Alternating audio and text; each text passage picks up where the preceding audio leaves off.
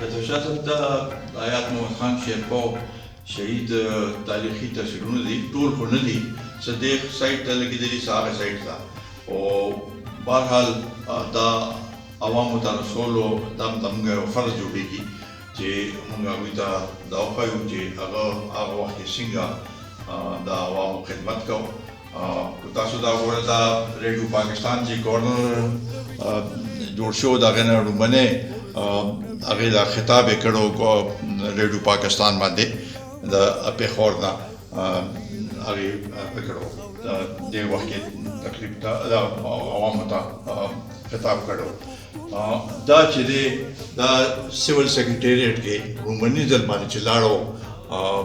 د هغې انسپیکشن یې کوو سیول سیکرټریټ ته هغه وخت کې چیف سیکرټري اجازه نه هغې سره CMH ته تلو مریضانو تپوس لپاره بوټو صاحب راغلو هغه سره دا د بحیثیت گورنر هغه سره را روان دی هغه استقبال یې کړی دی. دا ګوره دا ډېر تاریخي تصویر دی دی کې بوټو صاحب دی آیات محمد خان شیرپو صاحب ناست دی ولی خان ناست دی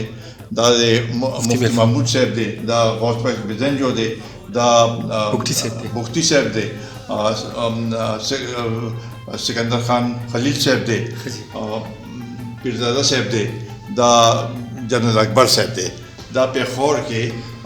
دوی یو اجلاس کړو هلته په هغې کې په ګورنر هاوس کې دا اجلاس شو.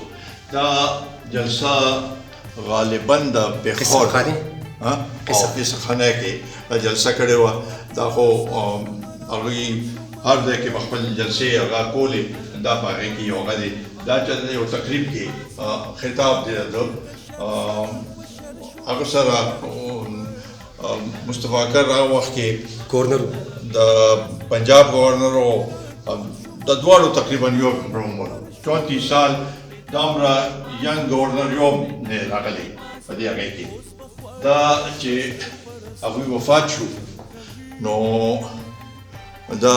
گورنر سید غواس خان چیف منسٹر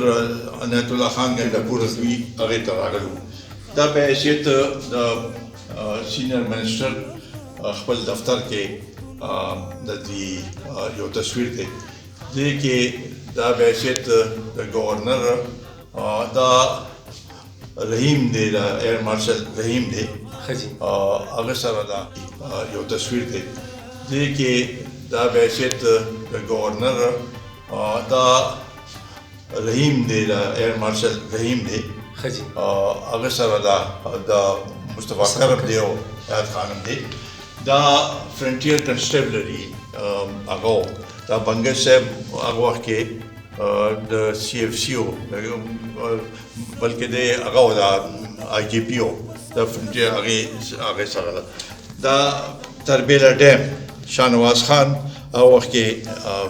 چیف هغه دا چیرمن وفد د تربیله ډیم دې ته هغه ښیي. دا یو وفد دی د علما چې هغې سره په ګورنر هاوس کې حیات محمد خان شیرپو هغوی هغوی سره ملاقات کوي او د هغوی مسلې وې په هغې باندې خبره کوي. دا هغه وخت څه تاریخي تصویرونه دي زه به د هغې نه شروع کړم چې د ګورنرۍ خو هلته تاسو هغه وکړو دلته بحیثیت د سینیر وزیر سید غواس خان ته حلف اوچتوي. دا هم د دوی جلسه ده غالبا زه اوس داسې راته یاد نه چې کوم دی را خو یا هنګو ده یا داسې بل څه داسې ځای و چې هلته هغه کړې وه. دا بحیثیت د گورنر ګوره دا رش شاوخوا ګیر کړی دی او هغوی خپله مسلې ورته هغه کوي. دا یو ډېر تاریخ هم دا خلک راغلي په بس کې ګوره داسې راغلي دي او د دوی مسلې وې هغې دپاره هغه کوي. دلته هم دا اوس صمد خان دی د تورو صمد خان توروزي جی هغه ورسره ناست دی. دا هم یو تقریب هغه دی. دا چې د ګورنرۍ هغه وشو دا سونه مې نوټیفیکیشن وشو نو په جهاز کې راکوشو دلته دا لومړنی دلته اخبار والا سره هغه رومبني هغه کړی دی دا چې دامه د خلکو سره او د دې هغه کوي دا یو اوس ډېر تاریخي هغه دی دا اخري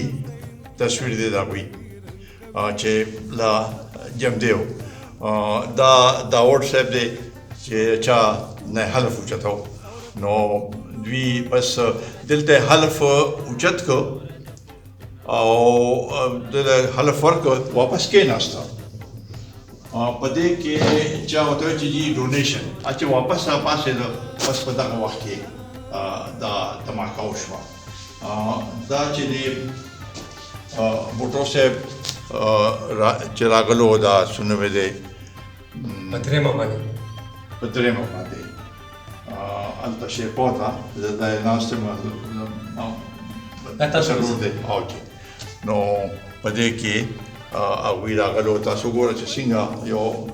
خفګان ماحول دی او هغه دی غم دی او هغې کې هغوی هم ډېر هغه دا کس څوک دی او دا کس څوک دی دا خو هغه دی د آزاد کشمیر هغه پریزیډنټ جو قیوم صاحب دا زما مشر ورور ولي محمد خان او دا هغه دی